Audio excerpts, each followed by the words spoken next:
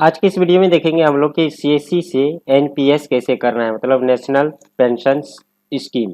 इसके लिए ऑनलाइन आवेदन कैसे करेंगे। अगर आप एक वैली हो तो वीडियो लास्ट तक देखे होंगे, क्योंकि सभी डिस्ट्रिक्ट मैनेजर, सभी स्टेट के डिस्ट्रिक्ट मैनेजर जो है एक ना एक एनपीएस करने के लिए बोल रहा है।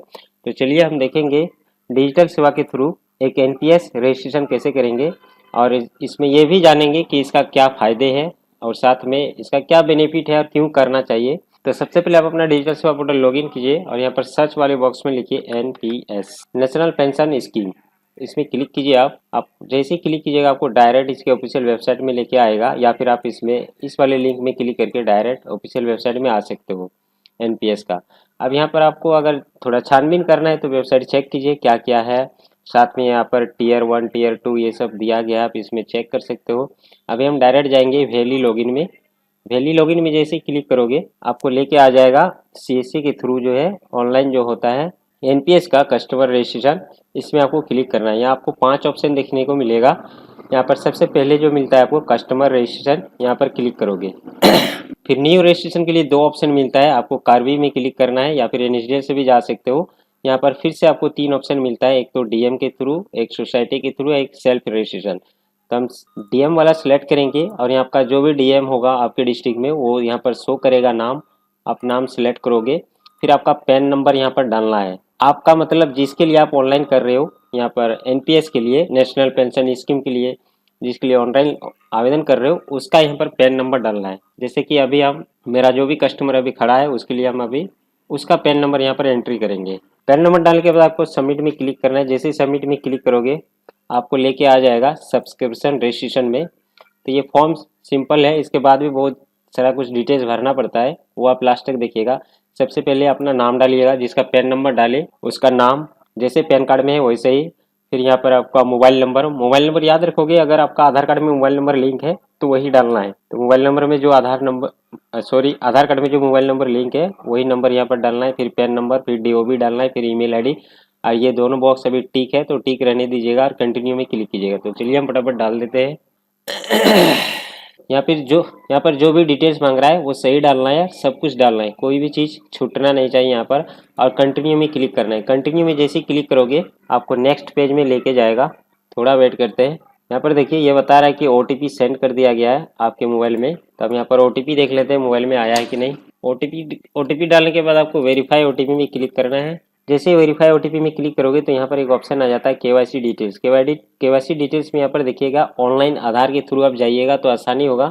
तो आप यहाँ पर ऑनलाइन आधार सेलेक्ट कीजिएगा और सेव एंड प्रोसीड में क्लिक कीजिएगा। सेव एंड प्रोसीड में जैसे क्लिक करोगे आपको डिजी लॉकर के वेबसाइट में लेके जाएगा। यहाँ पर देखिए आपका आधार नंबर पूछा जा रहा है, पहचान जो है, मेरी पहचान वहाँ पर लेके आया है। आधार नंबर आपका डालोगे, कैप्चा डालोगे, नेक्स्ट में क्लिक करोगे। कैप्चा डालने के बाद नेक्स्ट में क्लिक करोगे।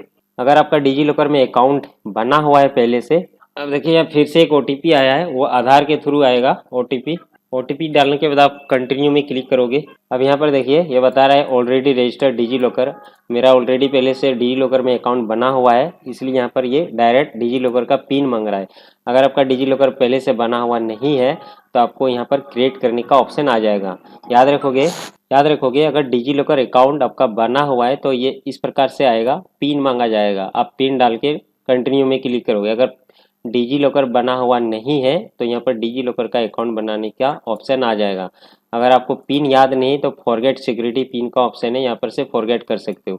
तो मुझे याद है तो हम यहाँ पर डाल देते हैं। जैसे ही डालोगे डिजी लॉकर का अपना पिन, यहाँ पर देखिए आधार का ऑप्शन आ गया है। अलाउ में क्लिक करोगे, नीचे ब्लू बटन जो अलाउ का ऑप्शन था उसमें जैसे ही क्लिक करोगे आपका आधार में जो भी डिटेल्स है, जैसे आपका नाम, आपका डीओबी, आपका जेंडर, आपका एड्रेस, वो सारा कुछ ऑटो फिल हो जाएगा। आपको अपना डिटेल्स है कुछ भी नहीं भरना है, आपका डिजी लॉकर से जो ऑटोमेटिक फाइंड कर लेगा, फैच कर लेगा। नीचे करते हैं और यहाँ पर सेव एंड प्रोसीड में क्लिक करोगे। सेव एंड प्रोसीड में जैसे ही क्लिक करोगे अब यहाँ पर कुछ डिटेल्स आपको पहले से फिलअप मिलेगा, कुछ डिटेल्स आपको भरना होगा। जैसे कि यहाँ पर आपका श्रीमती जो भी है, कुमारी, वो आपको सिलेक्ट करना होगा।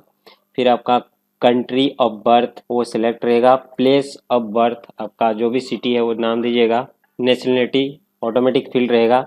नीचे आओगे आपका फादर का नाम, जैसे कि पैन कार्ड में जो प्रिंट होगा नाम एक कार्ड बनता है इसका प्राण नाम से, वो कार्ड जो प्रिंट होगा उसमें क्या नाम लेना चाहोगे, फादर का नाम, मदर का नाम, वो आपको सिलेक्ट करने का ऑप्शन आ जाएगा। जैसे पैन कार्ड में होता है, पैन कार्ड में किसका नाम प्रिंट करवाना है, माँ का नाम या फादर का नाम, सेम उसी प्रकार से। तो आप इसे एसओ जो आता है, एसओ आपको हटा देना है। नीचे आओगे, नीचे में मैरिड स्टेटस बताओगे कि आप शादीशुदा हो कि नहीं, तो जैसे है आपका वैसे कीजिएगा। मैरिड, अगर मैरिड है तो स्पोस का नाम दोगे, मतलब अपना वाइफ का नाम दोगे। फिर ऑक्यूपेशन पूछा जाएगा, वो आप डालोगे। फिर इनकम पूछा जाएगा, वो आप डालोगे। तो ऑक्यूपेशन में आप सेल्फ कर दोगे, अगर आप एक सीएससी वैल्यू तो सेल्फ कर सकते हो। इनकम रेंज में आप देखिए आप कितना तक इनकम कर लेते हो, वो आपको बता देना है। 1 लाख या 1 लाख से 5 लाख तक इनकम करते हो, वो सालाना है। इन इनकम जो है एनुअल है, मतलब सालाना। तो हम जैसे है मेरे हिसाब से वैसे ही कर लेंगे। बाकी ये वाला कॉलम जो आप छोड़ सकते हो, सेव एंड प्रोसीड में क्लिक कर दीजिएगा। सेव एंड प्रोसीड में जैसे क्लिक करोगे, यहाँ पर एक ऑप्शन आ जाता है, नीचे स्क्रॉल डाउन करोगे, सब कुछ डिटेल्स आपका यहाँ पर शो करेगा। फिर से आपको सेव एंड कंटिन्यू में क्लिक कर देना है। सेव एंड कंटिन्यू में जैसे क्लिक करोगे, फिर से आपको नेक्स्ट पेज में लेके जाएगा। यहाँ पर देखिए टीयर 1 में है। टीयर 1 और टीयर 2 क्या है ये आप जानोगे तो यहाँ पर एक नीचे वीडियो मिल जाएगा। ये वीडियो शायद अभी नहीं दिख रहा है, तो ये आप देख लीजिए, या फिर हम बताइए आपको कि एनपीएस नेशनल पेंशन स्कीम के बारे में अगर आपको अधिक जानकारी चाहिए A to Z, तो डिस्क्रिप्शन बॉक्स में एक लिंक दे देंगे, वहाँ से आप क्लिक करके जान सकते हो। तो टीयर 1 अभी सिलेक्ट है तो वही रहने देंगे। सेव एंड प्रोसीड में क्लिक करेंगे। सेव एंड प्रोसीड में जैसे ही क्लिक करोगे, आप बैंक डिटेल्स आपको डालना है। जो भी आपका बैंक डिटेल्स है वो आपको यहाँ पर डाल देना है। आईपीसी कोड डालोगे तो ऑटोमेटिक जो है आपका बैंक नाम आ जाएगा, कौन सा बैंक का खाता है। फिर यह अकाउंट टाइप आपको सिलेक्ट करना है कि सेविंग अकाउंट है या करेंट अकाउंट है। मेरा करेंट अकाउंट रहेगा, और अकाउंट नंबर डालना है एक बार, और फिर यहाँ से वही अकाउंट नंबर कंफर्म कर देना है, और फिर आपको सेव एंड प्रोसीड में क्लिक करना है। तो चलिए ये फटाफट डिटेल्स हम डाल देते हैं। यहाँ पर देखिए जैसे आईपीसी कोड डालोगे, ऑटोमेटिक बैंक नाम आ जाएगा। आपको सिर्फ सेविंग सेलेक्ट करना है या फिर करंट, जो भी आपके पास अकाउंट है, अकाउंट नंबर डालोगे, कंफर्म करोगे, सेव एंड प्रोसीड में क्लिक करोगे। जैसे सेव एंड प्रोसीड में क्लिक करोगे, आपको ले जाएगा, फिर से कुछ डॉक्यूमेंट्स अपलोड करना होगा।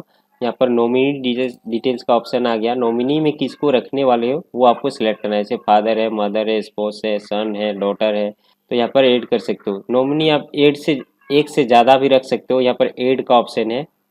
तो चलिए यहाँ पर जिसका भी रखना चाहते हो वो सिलेक्ट करोगे और नाम डालोगे। फिर उसका एज डालोगे, कितना एज है। फिर उसका परसेंटेज डालोगे, कितना परसेंट है। कितना परसेंट, मान लो आपको कुछ हो गया तो कितना परसेंट उसको मिलना चाहिए। ये इसलिए दिया गया है कि मान लो आप 2-4 लोगों को ऐड करते हो, जैसे आपका बेटा हो गया उसको भी ऐड करना चाहते हो नॉमिनी में, आपका बीबी हो गया उसको भी ऐड करना चाहते हो, अगर आपका बेटी हो गया एक तो उस बेटी को भी नॉमिनी रखना चाहते हो, तो उस हिसाब को तीनों को ऐड कर सकते हो। और तीनों को परसेंटेज के हिसाब से आप उसे जो भी अमाउंट मिलने वाला है वो उस हिसाब से उसको मिलेगा। तो चलिए यहाँ पर हम एक ही ऐड करते हैं और 100% कर देते हैं। फिर इसका डीओबी डालोगे, जो भी डीओबी है। जैसे नॉमिनी डिटेल्स डाल लेते हो, आपको ऐड में क्लिक कर देना है। यहाँ पर देखिए ये एक नॉमिनी जो है ऐड हो चुका है। इसी प्रकार से आप 3 नॉमिनी को ऐड कर सकते हो, और इसका शेयर जो है अलग अलग परसेंटेज में दे सकते हो। जैसे किसी को 50%, किसी को 20, या इस प्रकार से आप डाल सकते हो। तो चलिए यहाँ पर हम एक ही ऐड करने वाले हैं, 100% शेयर कर दिए हैं। अब सेव एंड प्रोसीड में क्लिक कर दोगे। सेव एंड प्रोसीड में जैसे ही क्लिक करोगे, फिर से आपको स्कीम वाले ऑप्शन में लेके आ गया। अब यहाँ पर देखो आपको मिनिमम 500 रुपया से आप ये कंट्रीब्यूशन कर सकते हो, तो हम यहाँ पर 500 ही देंगे। इन्वेस्ट का ऑप्शन में ऑटो रहने दीजिए। ऑटो मतलब आपका ये नहीं कि आपका अकाउंट से बैलेंस कटने लगेगा ऑटोमेटिक। यहाँ पर एक्टिव का ऑप्शन है, एक्टिव में आप सिलेक्ट कर सकते हो कहाँ पर कितना आपका पैसा जो है इन्वेस्ट करेगा। जहाँ पर आप दे रहे हो पैसा 500 रुपया करके पर मंथ या फिर सालाना जो भी दोगे। और यहाँ पर देखिए आपका इक्वलिटी जो है 250 रुपया, क्रॉप बॉन्ड 150 रुपया, गवर्नमेंट सेक्टर 100 रुपया, मतलब टोटल में आपका 500 रुपया हो रहा है। यहाँ पर 250, 150, 100। तो अब जिस प्रकार से इतना अमाउंट यहाँ पर लगाओगे उसी प्रकार से यहाँ पर ऑटोमेटिक ये शेयर का ऑप्शन आ जाएगा। तो ऑटो में आपको सिलेक्ट रहने देना है, सेव एंड प्रोसीड में क्लिक कर देना है। अब यहाँ पर एक सिग्नेचर आपको अपलोड करना है, तो अपलोड में जाएंगे और आपका एक सिग्नेचर अपलोड कर देना है। आपका मतलब जिसके लिए आप आवेदन कर रहे हो उसी का। यहाँ पर मेरा सिग्नेचर किया हुआ है, सिग्नेचर सेलेक्ट किए, यहाँ पर सिग्नेचर अपलोड हो चुका है। सेव एंड प्रोसीड में क्लिक करेंगे। सेव एंड प्रोसीड में जैसे ही क्लिक करोगे, अब यहाँ पर प्राण किट सिलेक्शन, यहाँ पर देखिए अगर आप ईमेल में लेते हो, जो भी आपको फॉर्मेट मिलेगा पीडीएफ में, वो ईमेल में लेते हो तो फ्री मिलेगा। अगर फिजिकल लोगे तो यहाँ पर 39 रुपया 36 पैसा, मतलब 40 रुपया यहाँ पर एक्स्ट्रा काटा जाएगा, ठीक है ना। उसके बाद एक ऑप्शन दिया है कि इंग्लिश में लोगे या हिंदी में लोगे, तो आपको जिसमें भी लेना है वो सिलेक्ट करोगे। जैसे मेरा इंग्लिश है तो इंग्लिश रहने देंगे, आप हिंदी भी कर सकते हो। अगर आप फिजिकल लोगे तो फिजिकल सेलेक्ट करने से आपका 40 रुपया ज़्यादा कटेगा, ठीक है ना। तो हम ई प्रान लेंगे तो यही सिलेक्ट करेंगे, और ईमेल में लेंगे तो सेव एंड कंटिन्यू में क्लिक करेंगे। अब यहाँ पर आपका पूरा डिटेल शो करेगा कि आपका नाम क्या है, आपका फोटो सही है कि नहीं, आपका जो भी सिग्नेचर है वो है कि नहीं, आपका पूरा नाम, पता, address, nominee details, bank account, सब कुछ यहाँ पर शो करेगा। अब यहाँ पर चेक कर लीजिए, अगर आपको लग रहा है कि कुछ गलत है तो यहाँ पर एडिट का ऑप्शन है, कॉलम एडिट का जो कॉलम वाला ऑप्शन दिया है वहाँ पर आप क्लिक करके एडिट कर सकते हो। बाकी मेरा सब कुछ सही है, तो हम क्या करेंगे, कंफर्म में क्लिक करेंगे। कंफर्म में क्लिक करते ही आपका जो भी आपने ईमेल आईडी डाला होगा उसमें एक ओटीपी जाएगा, वो ओटीपी डाल के यहाँ पर फिर से आपको सबमिट में क्लिक करना है। कोई ओटीपी रहे, ईमेल में ओटीपी कुछ इस प्रकार से आएगा, यहाँ पर देख लीजिए, और यहाँ पर एक ओटीपी रहेगा, आपको खोजना पड़ेगा। ये रहा ओटीपी 752578, 752578। जैसे डालोगे सबमिट में क्लिक करोगे ओटीपी, जैसे सक्सेसफुली सबमिट हो जाएगा। यहाँ पर क्या ऑप्शन आएगा, यहाँ पर देखिए एक पेमेंट का ऑप्शन आ गया, पेमेंट गेटवे चार्ज। 500 रुपया आपने वहाँ पर डाला था तो 500 रुपया का आ गया। ये सभी बॉक्स पहले से टिक रहेगा, ये टिक रहने दीजिए। नीचे आइएगा, सीएससी सेलेक्ट कीजिएगा, पेमेंट गेटवे, और सेव एंड कंटिन्यू में क्लिक कर दीजिएगा, मतलब प्रोसीड में। आपको ले के जाएगा सीएससी के वॉलेट में। यहाँ पर देखिए 500 रुपया का यहाँ पर आपका रसीद जो है वो निकलता है, और यहाँ पर आपका 319 रुपया कटता है। तो इस हिसाब से जो भी बचता है वो आपका प्रॉफिट है, कमीशन है। तो यहाँ पर आपका जो भी पासवर्ड है वो डाल दीजिए, सीएससी का पासवर्ड डालिए, वैलिडेट कीजिए, वॉलेट पिन डालिए और पे कीजिए। चुप रहे चुप रहे चुप रहे चुप रहे। पासवर्ड वॉलेट पिन डालने के बाद ये पेमेंट सक्सेसफुली हो जाएगा, और सक्सेसफुल होने के बाद आपको एक रिसीप्ट मिल जाएगा कुछ इस प्रकार से। अगर आपका डिस्ट्रिक्ट मैनेजर ये रसीद आपके पास मांग रहा है तो आप उसे सेंड कीजिए, बाकी आपको इसे प्रिंट करके रख लेना है। हो सकता है आपका डीएम जो है आपसे ये मांगा जाएगा, अगर नहीं मांगता है तो ठीक है, अगर मांगता है तो भेज दीजिए। तो हम इसे क्या करेंगे, सेव करके रख लेंगे।